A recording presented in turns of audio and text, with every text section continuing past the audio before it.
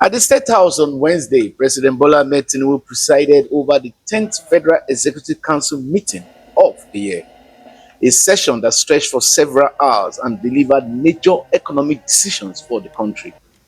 Beside him were the Vice President, His Excellency Kashim Shettima, the Secretary to the Government of the Federation, Senator George Akume, and of course the Chief of Staff, Femi Bajabiamila. Among the ministers in attendance was the Honorable Minister of Regional Development, Engineer Babakar Momo, FNSC, whose growing footprint in national policy conversations continues to shape the administration's renewed push for balanced development across Nigeria's regions. His presence is increasingly strategic, especially as the government aligns major expenditures, new multilateral loans, and capital-intensive programs with the broader regional development framework. At the meeting, Minister of Finance and Coordinating Minister of the Economy, Wale Edu, announced FEC's approval of a $100 million African Development Bank loan targeted at the Youth Investment Fund for entrepreneurs between the ages of 18 and 35.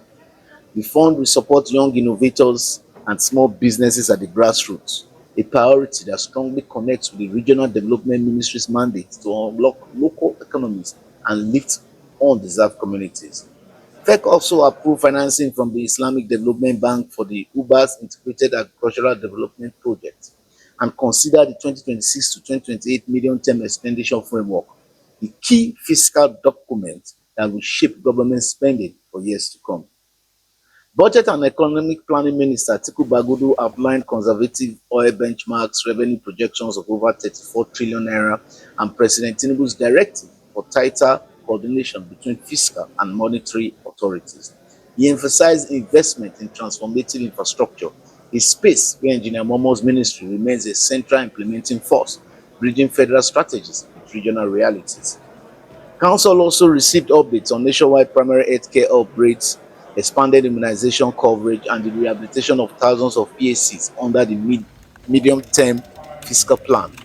In addition, FEC approved agricultural mechanization service centers in all 6 geopolitical zones and authorized the deployment of 4,000 communication towers to undeserved communities, enhancing digital connectivity and rural participation in the national economy.